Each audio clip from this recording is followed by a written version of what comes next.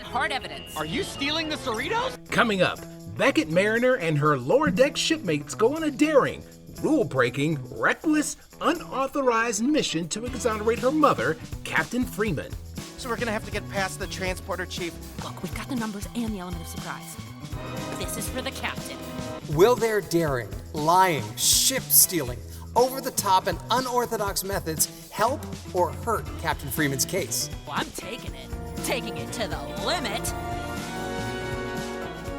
We break down this week's satirical adventure, and we discuss a very surprising Star Trek First Contact cameo. All right, buccos, prepare for your trek amongst the stars. All this and more on the Lower Decks edition of Energize. Energize. Energize.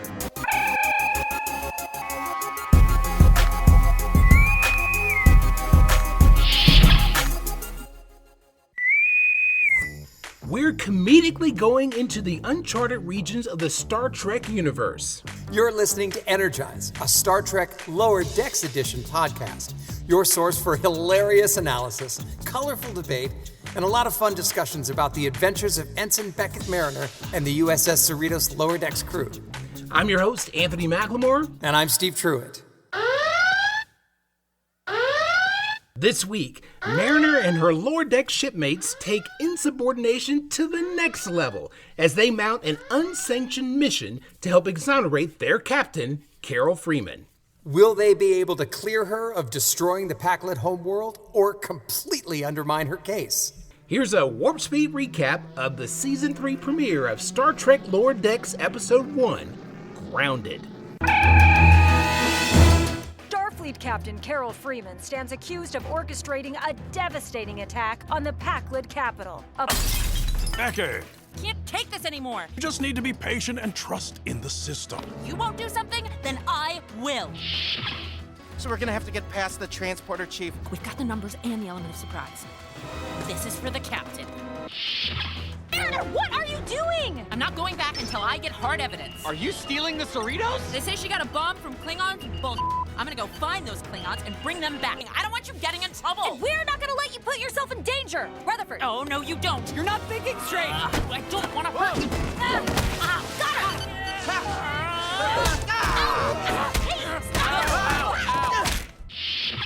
Cerritos, I repeat, this is an unauthorized launch. Please respond. She thinks she can just say and do whatever she wants with no repercussions. If you do in fact want to remain in Starfleet, it's going to be his call. Thank you, Captain. As far as you're concerned, Mariner, I'm your mama now.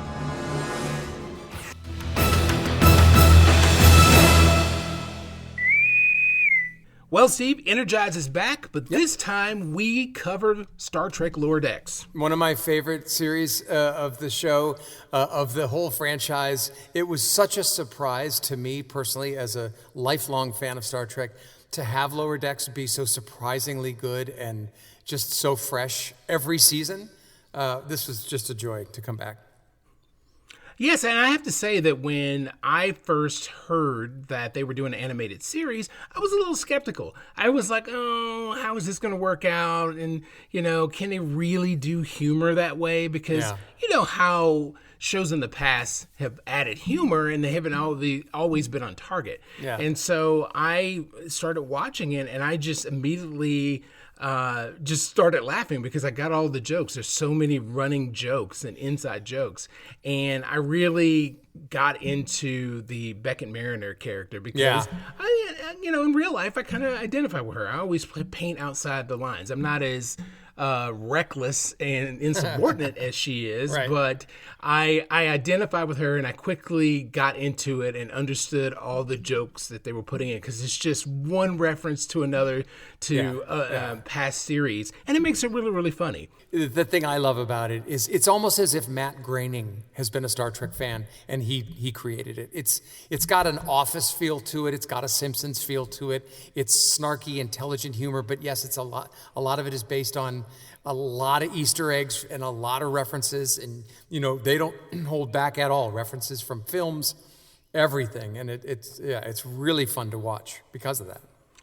Yeah, and it's the show for the real Star Trek fan, because you're not going to get all the jokes if you're not a true Star Trek fan. Yep. Yeah. So let's get right to it. You're under arrest for the destruction of Pac-led Planet. What? What are you talking about? Hey, let her go. This is madness! Captain, what are your orders? Stand down! All right, so at the end of last season, Mariner's mother, Captain Carol Freeman, was arrested and accused of destroying the Pac-lit homeworld. Right. And as many of you know, the Pac-lits have been an ongoing nemesis in the Lower Deck series. But they first made their appearance in The Next Generation. What is your problem? We are Pac-lits.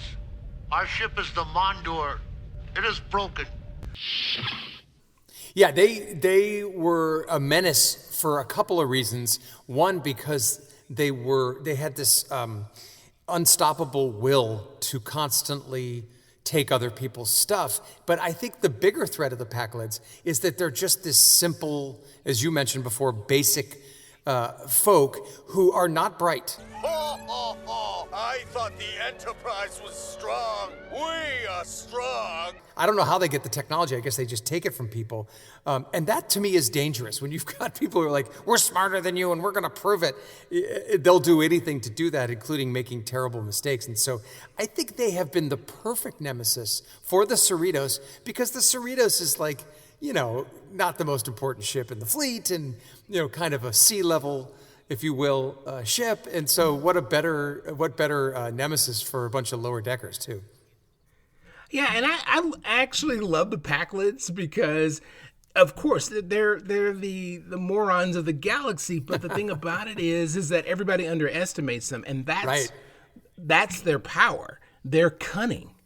So they're like these scavengers. They love taking other people's technology, but as they take other people's technology, they become greater, and no one ever sees them coming because they dismiss them. And that is exactly what happened in the season finale of season 1, when they destroyed this other ship. Well, the other ship destroyed itself when it tried to take off after they clamped onto it, but they really got in there and almost took over the Cerritos. We are strong! We will cut your ship apart! I thought that was a brilliant episode, by the way, because they were fighting tooth and nail. I loved it. I loved it. It was, they really had skin in the game in that season 1 ending finale there. I was really nervous. I mean, when that first ship exploded and was destroyed trying to escape, I thought, oh my God, this is real. Like, they're really taking this seriously. Yes, and I was just cracking up because you know how they speak. They're so basic. Pac-lids? What the hell do you want? We want your ship pieces to add to our ship pieces so that we have all the ship pieces. We're smart. All the ship's pieces. Yes, we want everything. We're smart. That's that. You're right. That is their powers. They're underestimated because they're slow, and then they just, club you over the head and take your stuff. Yeah. So at the end of last season, once again, they battled with the Pac-lits earlier on, and so Carol Freeman is accused. I mean, it was like a big blindside in the season finale of season 2, because all of a sudden they had gotten out of whatever scenario they were in last season, and then all of a sudden Carol Freeman gets arrested for destroying the Pac-lit homeworld. Yeah. And here we are. We find ourselves at the beginning that Carol Freeman is getting ready to stand trial for blowing up this planet. Starfleet Captain Carol Freeman stands accused of orchestrating a devastating attack on the Pac-lid capital, a place they call, quote, Big Strong City. So we start off with the news, which I would assume is the Federation News Network, right? And they're laying out the case. I loved watching this because you're an old news reporter, just like I am. We're both former journalists, and I love shows that tell montage stories or backstories in news clippings. And so I loved this opening because, here you've got this person on there, and there was a crawl underneath, and they were talking about like sports teams, winning and losing. I don't know if you noticed the crawl there, a la CNN. But I thought it was just a brilliant way to bring us into the 3rd season and set up the story and remind us of what happened last season. And the latest shocking development. New surveillance footage retrieved from the attack that appears to place Freeman on the ground at the time of the bombing. The evidence is laid out. There's even video evidence of Carol Freeman planting the bomb. Yeah, and how are you supposed to fight that, right? And that's also the power of the media, is once it's out there, it's out there. How are you gonna challenge that?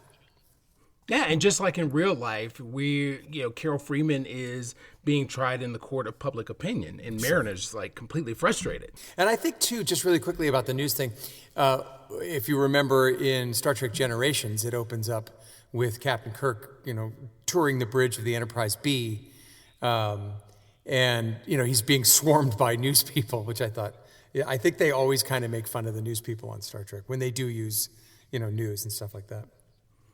Oh, absolutely. And even in the future, the news will still always be there. They're never going away. The media is ever present, no matter what century it is. So it's actually refreshing as it is funny. Yeah, agreed.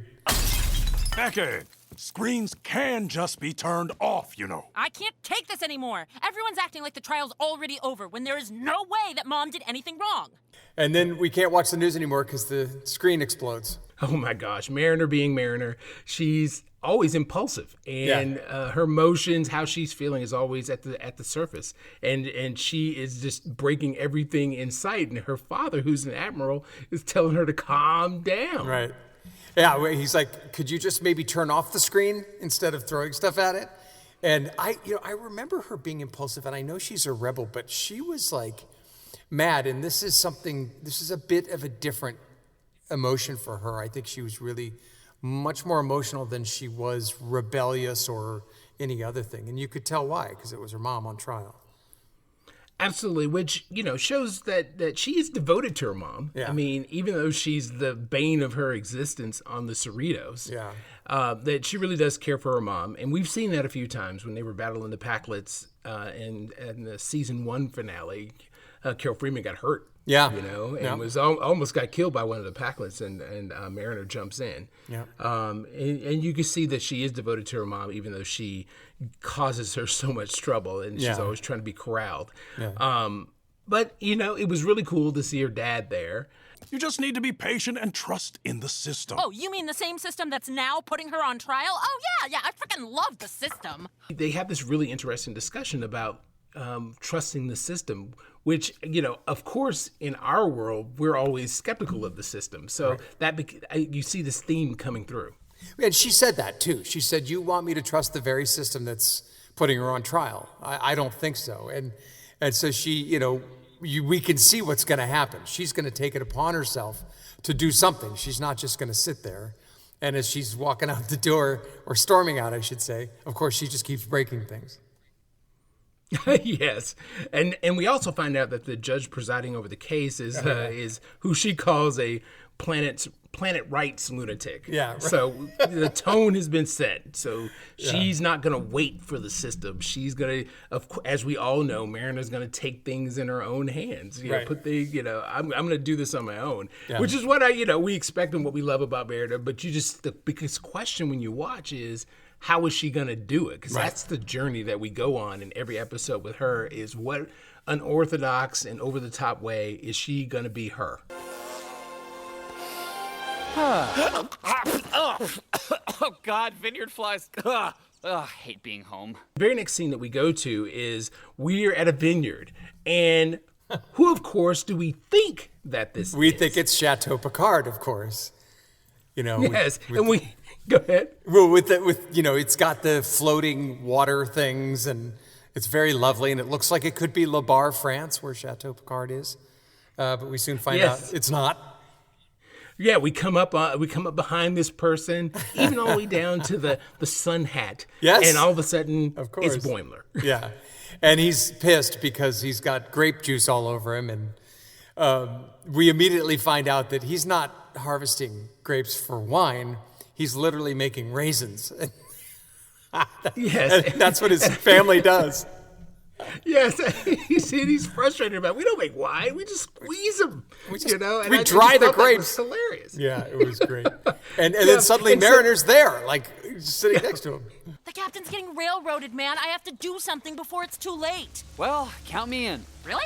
Usually it takes way more convincing. Surprisingly, Boimler does a very un-Boimler thing.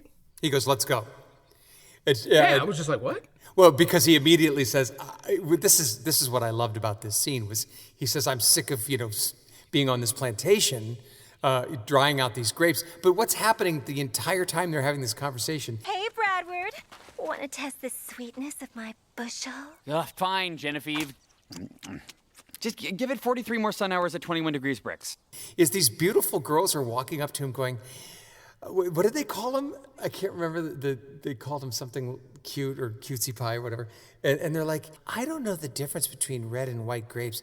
Can we go hide in the shed and you can explain it to me? He's like, I already told you. Like, he's just not even getting the fact that these girls just are all over him. Over him. They're all throwing themselves at him with all of these double entendres. Oh, my God. And he's not picking up on it. He's not even focused on it. He's just annoyed. He just wants to get the hell out of there. Bradward, I'm soaked in juice and I need help getting naked. Just spray off with the hose, Leanne. So I just thought that was just completely funny. It was just another one of those things that's always going on. You have to actually watch every scene. Sometimes I've had to watch scenes over because they're constantly throwing things at you that you kind of get the second time around. You're just like, oh my God, that was a joke. That was a reference to this. And it's an ongoing thing. And I just really think that was such a funny scene. And I just got just one of the biggest laughs out of it. Yeah, it was terrific. And it speaks to his character too and his point of view. He's just this guy who's not a serious person. And I think that's why over the 3 seasons, the Boimler-Mariner relationship has never gone into anything other than just, hey, we're friends. She's trying to help him with his career. He's doing whatever he's doing. There's never been a real romance there because it just doesn't even make sense. He's too spacey and out there and she's too crazy. And I like it better this way. Oh, yeah, absolutely. And, he has evolved because remember, he was such a brown-noser in season 1. Yep. And then he works his way up to getting on Riker's ship, which Titan, terrified the hell out of him. Yep. He was like, he couldn't handle it. It was way too much. So he came back to the Cerritos where things were just a little more calm because he got what he wanted. He was on Riker's ship. But, Riker's ship is always going to be at the front end of every battle, every crazy thing that's going on. He found himself in all those situations. So we see this evolution, and now he's like, come on, let's go do this. I was like, okay, so this was a welcome change. I'm glad that we're seeing evolution in characters and a little more depth. So they're not complete one notes. Right, and I do want to speak to that evolution at the end. So I do have a thought, but I want to save it for the end. The ship's logs got corrupted by the Lapirian debris field. It makes it look like she's covering something up. Wait, so they just need our logs? I have logs. All you have to do is get your pads, and we clear her name with some surprise evidence. Take that, conservative military court. So we quickly realized that, we have to figure out a plan. And so we know that the logs on the ship were corrupted. But Boimler says that, I keep detail logs. But they're on the ship. Right. So how do we get there? There's no one on the ship. It's in dry dock somewhere. They don't know where it is. Right. And they only keep a skeleton crew of engineers. So they both realize is that, wait a minute, Rutherford would know. So where's Rutherford? Say gumbo. Gumbo! So they're at Cisco's. Rutherford is with Tindy at Cisco's, and they're doing a tour of Earth. Oh, my God, it's so funny. Cisco's bar. So they're sitting there talking about the whole situation because it's on the news. I mean, everybody knows what's going on. And it's just kind of like they kind of tee it off like, what are we going to do? And then Mariner just all of a sudden, perfect timing, steps in. Those prosecutors are going to look so stupid when the captain gets proved innocent. I wonder how Mariner's taking it. Oh, I'm taking it. Taking it to the limit. So what I really like about this scene is that they're all trying to figure out what they're going to do. Yeah. They've got to find a way to the ship, and the only way to do that is they got to beam there. So this whole thing is coming together, just like what? Star Trek 3, The Search for Spock. That's right. I mean, even if they don't hit it over the head with the reference, you just feel that that's what's going to happen, and you remember that it's an echo of Star Trek 3, and that's fantastic. That's enough for me as a fan. So we're gonna have to get past the transporter chief. I heard he's longtime Starfleet security. He could be intense. Whoa, hold up. We have to face some kind of psycho badass? Look, we've got the numbers and the element of surprise. This is for the captain. So the four of them decide to go to one of the Federation's transporter facilities, and they have this plan. They're going to go in, they're going to take over, and there's supposed to be this old guy that's there, and that they can easily knock out. Yep. Yeah, it'll be a piece of cake, right? Yeah. So they walk in, and it's like, hello! Yeah, it's this Scottish guy. Chief Carlton Dennis at your service. You can call me Denny. So, what brings you all to my dusty old transporter pad? She's calling me Denny. And, would you like a butterscotch? And he's all sweet. And they're like, he said, what are you here for? And they're like, we're cadets. We wanted to tour this place and look at all those old transporters. He goes, yes, I've been fixing them up in my spare time. I can't tie this guy up. He's like the sweetest old man in the world. I know, but we have no choice, okay? Just distract him for me. So he has all these transporters there, and as they're talking to him, like Mariner's trying to sneak up from behind him. Right. And knock him out. And then he goes, but it was, he makes a reference to his wife. Deceased wife. Yeah. And so every attempt right. is thwarted by him because, he's a sweet dude. Yes, and at some point, we find out he knows why they're there. Because he offers the butterscotch and he kind of walks away a little and he goes, you folks are so nice. Usually people just come in here and want to knock me out and transport somewhere. And he turns around with a phaser and says, but that wouldn't be you, would it? Yeah, and they all just break down. It was like, yeah. no, it wasn't me. No, please. Yeah, I just thought that was hilarious. It was such he totally fooled them. A deadpan. Look, I don't blame you one bit for trying to help you, Captain. I've been following a trial. I don't buy those charges for a second. But then, we kind of soft dissolve to, post-conversation, and he's like, listen, I'm with you, man. I don't agree that your mom was, a part of this, and she's been railroaded, and I'd love to help you, but... Well, we have this, which was earlier reported in the news broadcast. There's an incandescent verugament. I guess this little spacefaring... Right. organisms that are mating goo that's passing by Earth, so it interferes with the transporter. So the only way to get there is by ships. So we didn't save the captain and missed a once-in-a-lifetime trip to historical Bozeman? Oh, you would have loved Bozeman. So, Tindy's just all like disappointed. We can't rescue Freeman, and I'm not going to get a chance to go to Bozeman. And so the chief is just like, oh, Bozeman. And then immediately, what is Bozeman to us? Well, obviously, it's from First Contact. We know Bozeman, Montana is where Zephyr Cochrane was building his warp ship with Lily, who I wish also was in there, but she wasn't. Alfre Woodard. But yeah, and the second they say, as soon as she said, I wish we could have gone to Bozeman, we're like, oh, okay, well, I guess we're going to Bozeman. And that was, for me, a surprise, a thrill, and I just suddenly sat up in my seat and I'm like, okay, I'm really glad this show is on right now. Chief Denny's like, oh, yes, it's a great place. It's now an amusement park. You have all these wonderful rides, and you can take the Phoenix into space and relive the first warp speed travel, That's right. And so now we know what our marching orders are. We're going to go to frickin' Bozeman. And so we go there. Hello, explorers, and welcome to the 21st century. We hope you enjoy yourself and make a first contact. And I just... love the music. It's the Star Trek. Well, that's Jerry Goldsmith theme music. Yep, that's Jerry Goldsmith's music. It is almost identical to what it was in First Contact. And, of course, you've got the giant statue of Zephyr Cochrane pointing off into the future, which is how Geordi described it in First Contact. Remember when he tells him that he has a statue? Yeah. And Cochrane gets all like, I'm a freaked statue. out because I don't want to be a statue. I don't want to be a statue. To drag him to doing what he historically did. Right, and then the first voice we hear over a loudspeaker is James Cromwell as Zephyr Cochrane. I was like so thrilled that they got him to do that.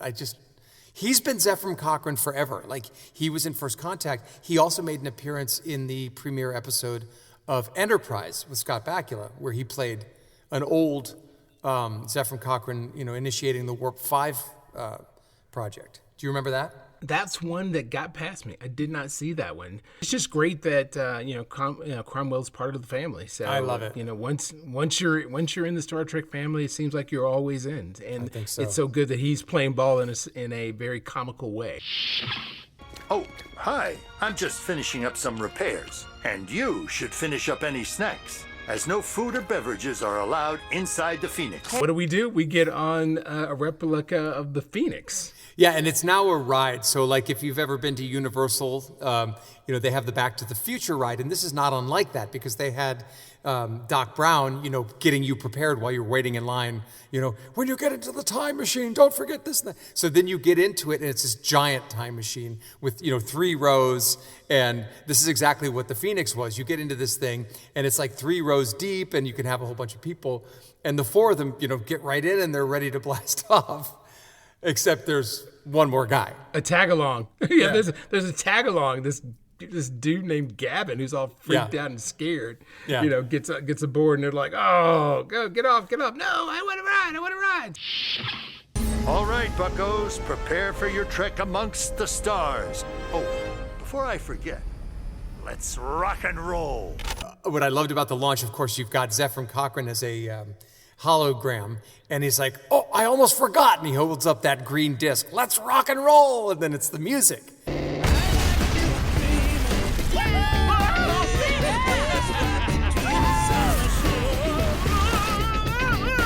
Like, I like to dream. Yeah, right?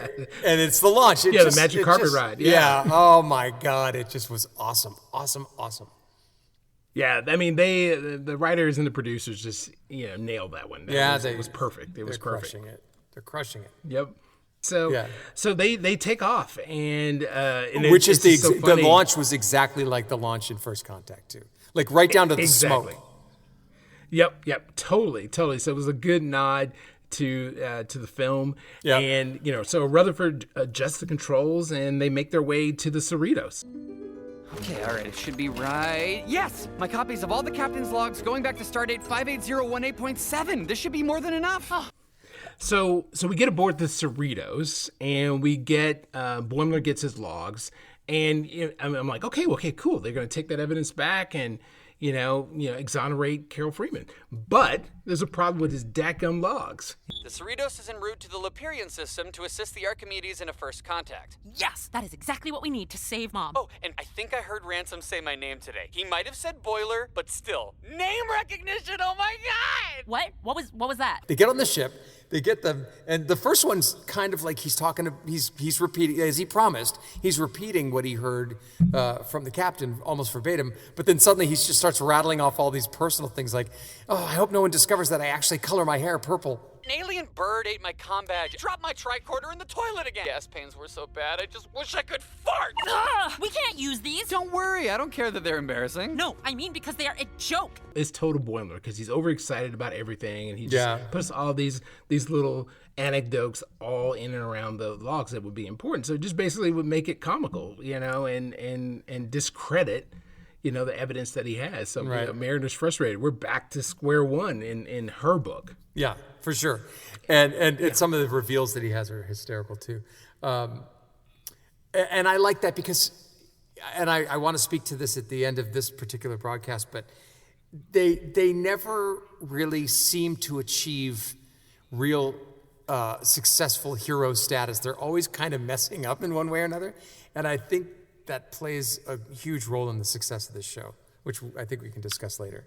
Hey, come on, they're Starfleet. If we can't trust them to do the right thing, what can we trust in? Yeah, Mariner, we have to believe.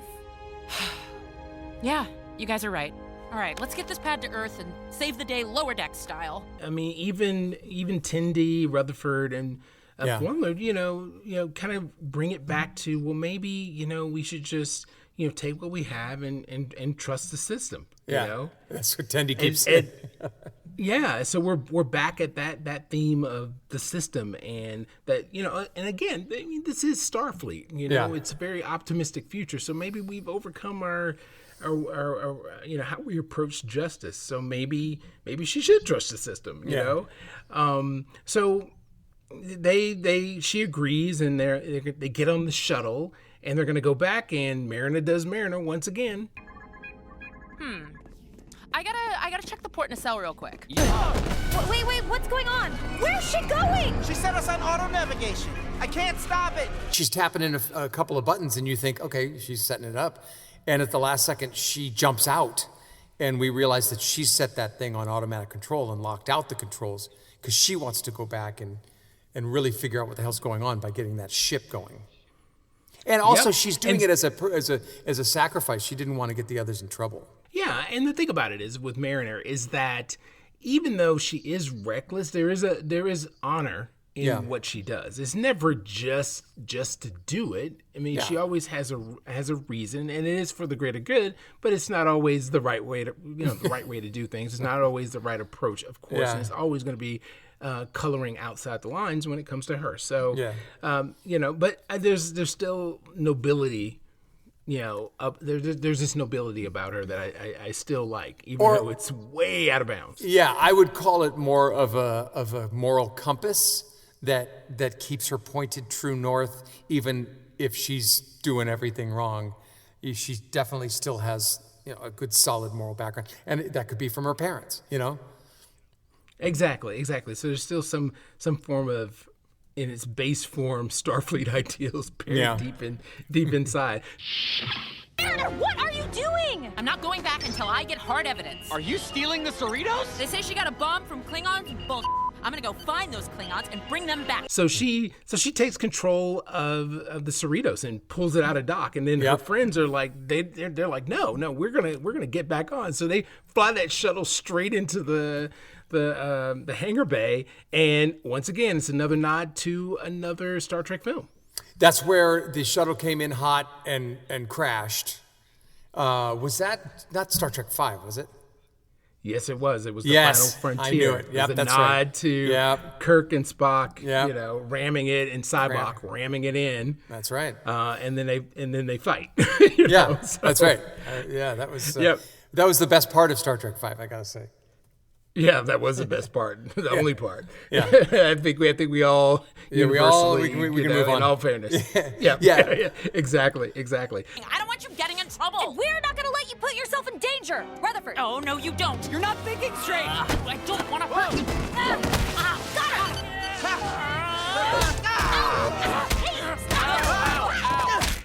Tendi, Rutherford, and Boimler come on board the bridge, and they fight. They're literally freaking fighting. It was so Mariner. Great. And you know what I liked about the animation was it really looked like a fight. Like Rutherford tries to get up, and Mariner reaches out and just kind of trips his foot, and he drops again. That seemed really real. It's almost like they choreographed it first and then drew it. And so they basically subdue her, and then in a rare moment, Mariner breaks down. She's like crying, and I think this may be the first time that we've ever seen her do that. They put her in handcuffs, and I couldn't do a damn thing about it. They could take her away forever, and I can't stop it, and I'm just so scared. Yeah. Well, it's, and this is what I was speaking to before, is that from the beginning of this episode when she was upset and she's throwing things, it's not that she's pissed. She's scared, and she loves her mother, and she's trying everything she can, of course, doing everything wrong, going in the complete opposite direction she should be, but she's doing everything that she knows how, in her instinct, to rescue her mother, and it's just not working, and she just falls apart. And I thought it was a nice moment. A very, very good moment. I mean, it really, adds some emotional weight to it. So it's not, the show, has its moments. It continues. Sure. You feel things, which you wouldn't, completely expect. Yeah. With it being an animated series, you might dismiss it off as just like, it's lightweight. But no, they run all of the themes, the complex themes as they're doing the show. So a really good tip of the hat to the writers. I agree, and I think the showrunner Mike McMahon, who is steering this ship, if you will, really truly has something special here, because with animation you can do virtually anything you want.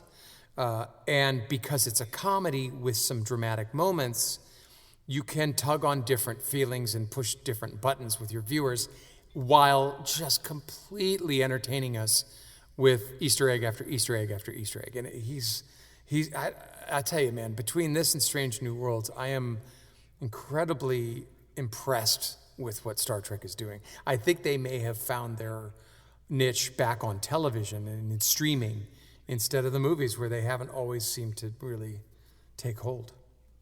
Yeah, and currently at this time of this podcast, Star Trek: The Next Star Trek film has already lost its director. So, at least in the streaming world with Paramount Plus, they're hitting it. They're hitting their stride. I can see that it's happening, and of course we are all looking forward to the third and final season of Picard, because we know all of the all of our favorite characters are coming back from the Next Generation. So and stay tuned to Energize. Stay tuned to Energize, everybody, because we'll be covering that like crazy.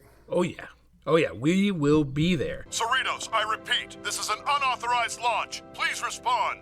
So at this point, Starfleet security has, stepped in. They've caught up to the ship, and this is about the time that the incandescent verugament. I can't believe I'm saying that. Dude, I love that you keep saying it correctly.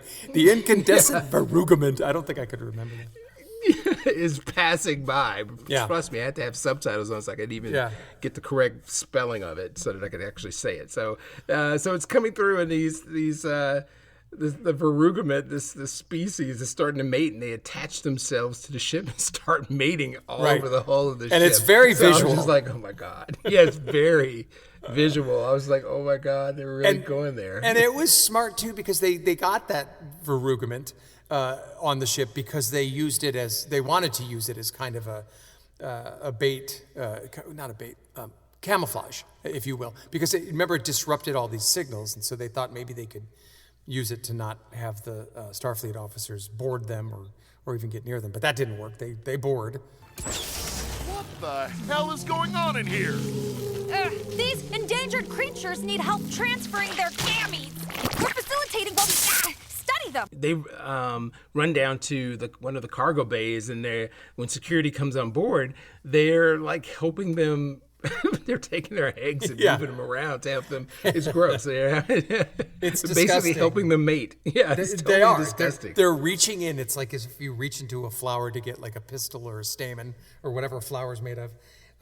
But not only are they, reaching in and doing that, they're getting zapped electrically, as well, which I thought was a great little touch. Every so often they just get zapped. It was fantastic.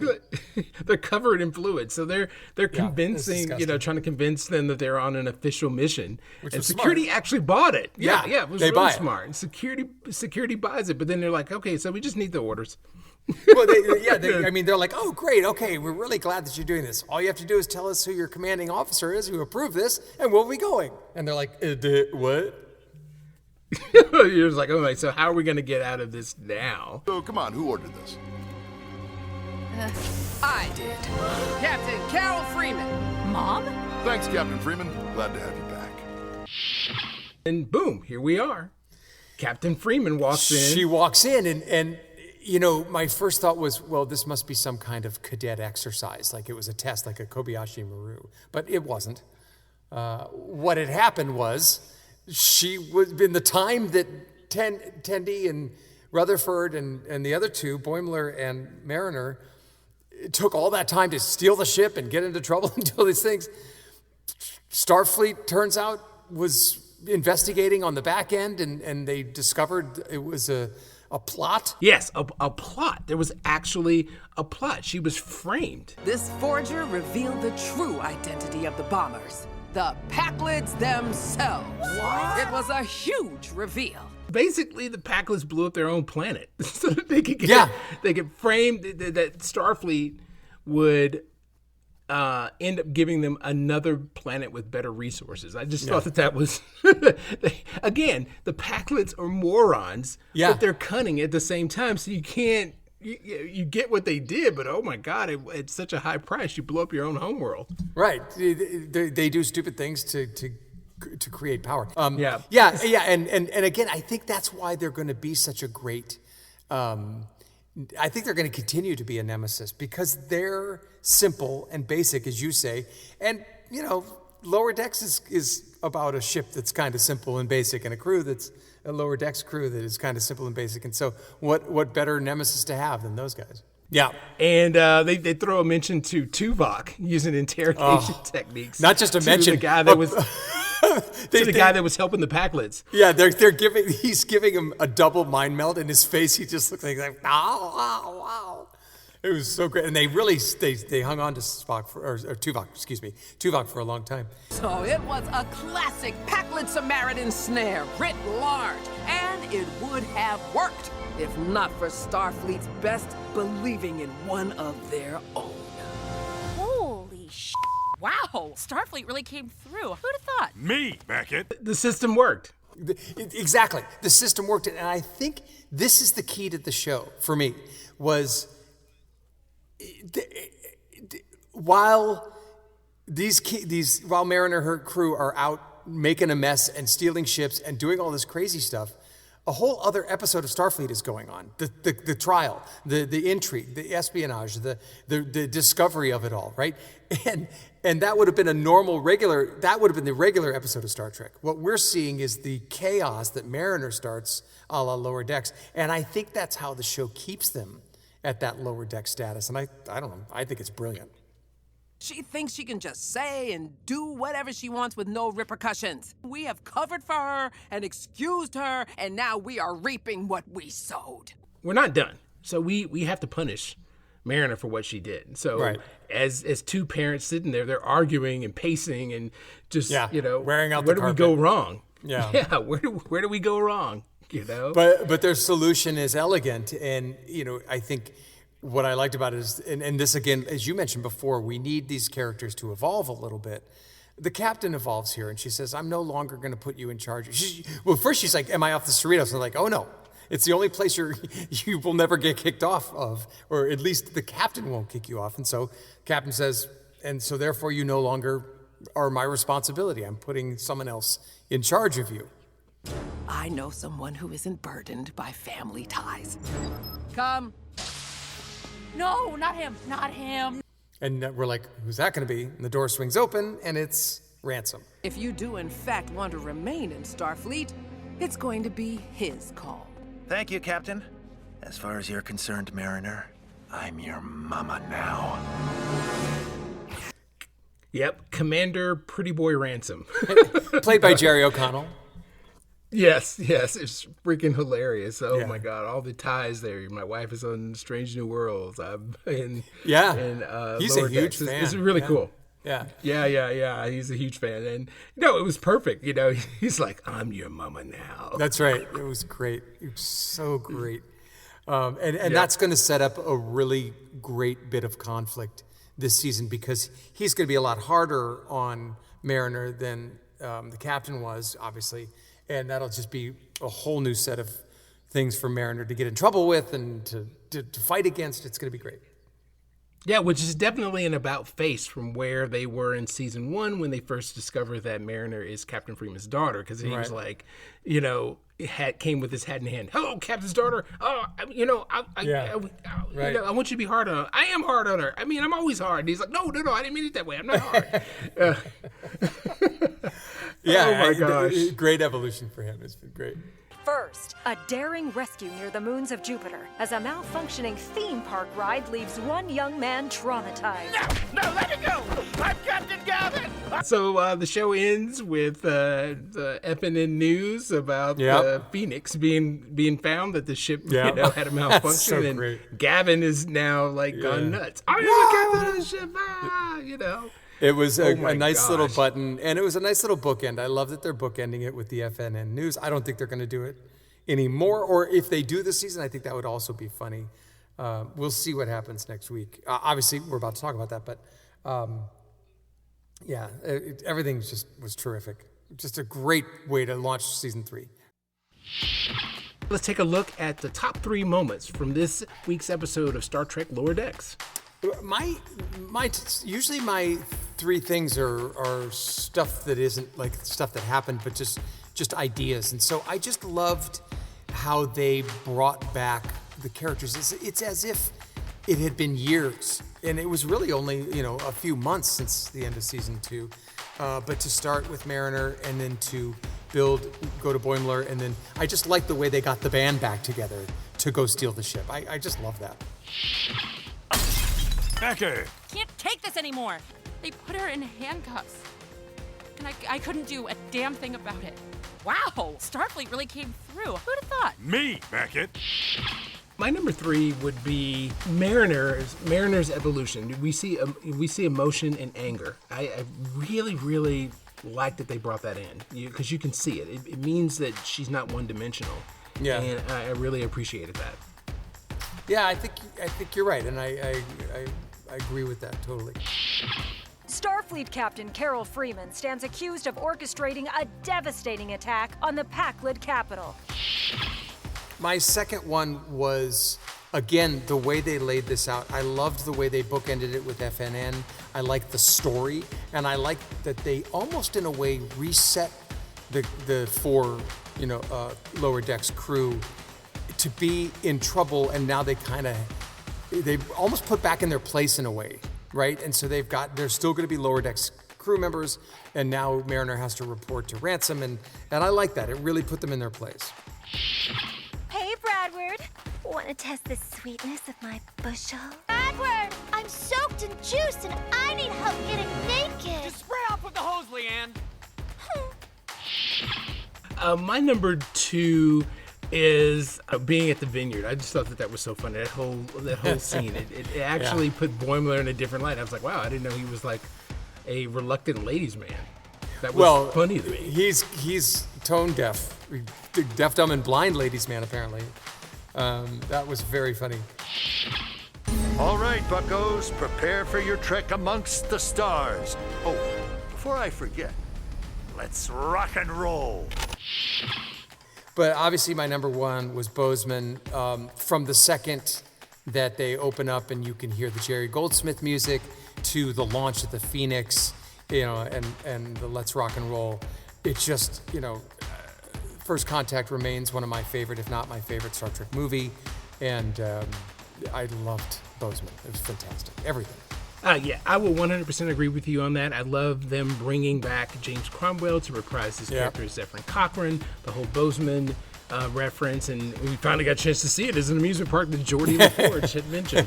That's right. So I thought that was really cool. It was a nice special guest surprise, and that completely worked. I think it was totally cool, and I love when they do that. So I know that we'll probably have many guest appearances across the season, just like in season 1 when Riker showed up, and season 1 and season 2 Riker was there. That's right. But it was a nice surprise at the end in the season finale, because all of a sudden he comes in on the Titan, and that was just like a big hello. Yes, we are part of the next generation Deep Space Nine Voyager timeline. So I think that really grounds it in that era, and it doesn't sit outside of that. So I thought that was really cool. Yeah, and there'll be a lot of stories to tell, including their own, and they've kept it their own. They've referred to other things and had Easter eggs, but they haven't relied on it. But, Picard, in a way, I'm not going to trash Picard because I love it, but in a way they're kind of, he said season 1, we're not the next generation. It's totally different. And then now in season 3, it's going to be next generation, but who cares? It's going to be great. Oh yeah, that's definitely going to be great. So let's take a quick look at what's to come in season 3 of Star Trek Lower Decks. Starfleet, get your Starfleet! Prepare yourself for Warp 10 excitement! Discover the undiscovered country! The USS Cerritos remains impounded while their captain stands trial. Have you lost your mind? Captain Carol Freeman stands I can't believe this. I wonder how Mariner's taking it. Oh, I'm taking it. Taking it to the limit. Did you time your entrance to say that? What? No. Oh, yeah, she did. Starfleet isn't all about being fed fruit by erotic aliens with slightly different nose ridges. I could get real used to this kind of treatment. Sometimes you gotta get your hands dirty. It's on. This is an unauthorized launch. So begins the greatest adventure of your lives. Yeah! These broken rocks are reading our nightmares. But I don't like my nightmares. Behold! So magical. There's gonna be times when you need to make a mess of things before you can fix them. Like how I'm gonna have to cut this guy's foot off so he can grow him a new one. Wait, what was that? Whatever happens, we're gonna be right beside you. We're in this together. Let's go! My head. More Starfleet! Hell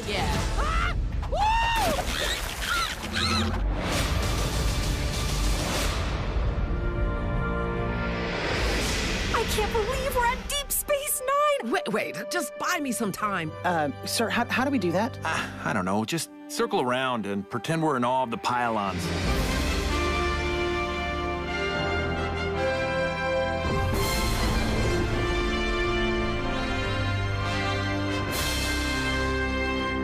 Just keep circling.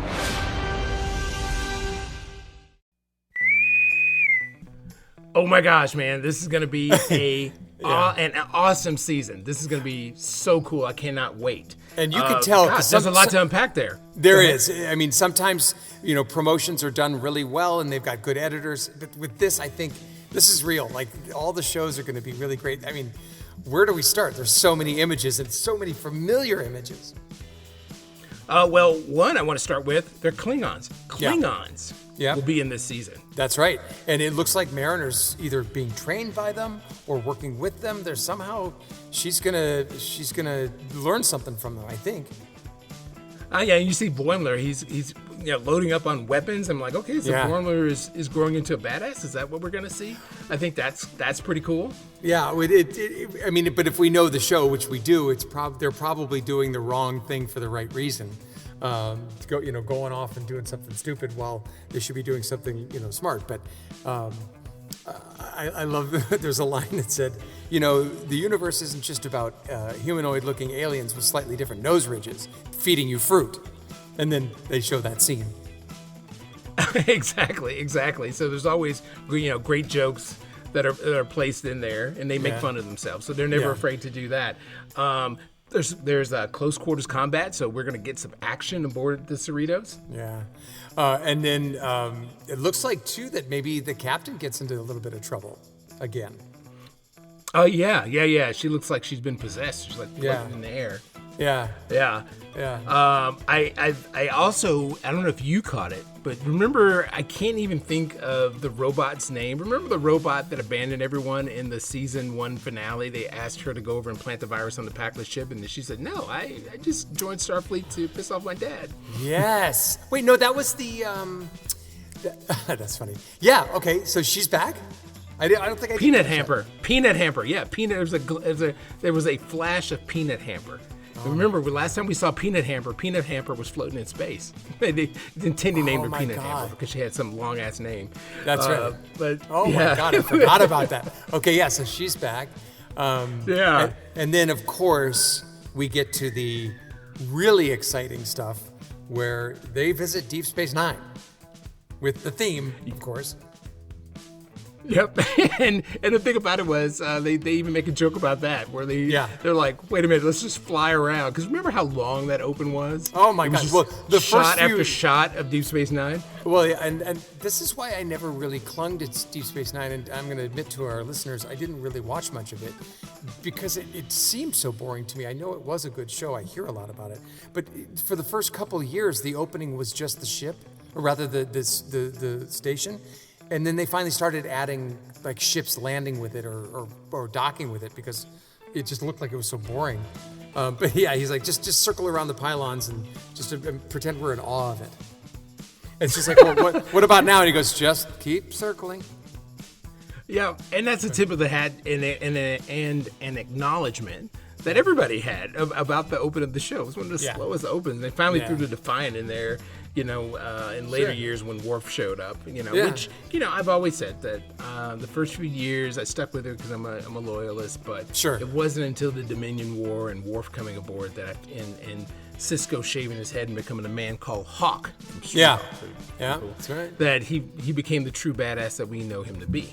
So so I'm really excited about the season. It looks like it's gonna be chock full of fun, interesting action and great jokes. Yeah, it did not disappoint. It never has, and I just don't see it slowing down and ever getting bad. I think they've just got a treasure trove of stuff that they can use to make this show great, and that's what we're seeing. Well, that concludes this episode of Energize, a Lower Decks edition podcast. I hope you enjoyed it. Yeah, it's going to be a great season. We loved it. Stay tuned for all of our upcoming episodes as we break it down. And Anthony, they got to follow us on social media. Tell us about it. Absolutely. So you can follow us on Instagram at Energize_star_trek. And you can also visit us on our website. Our official Energize website is Energize, a Star Trek podcast network. So the website is energizepodcast.com. That's Energize Podcast, plural.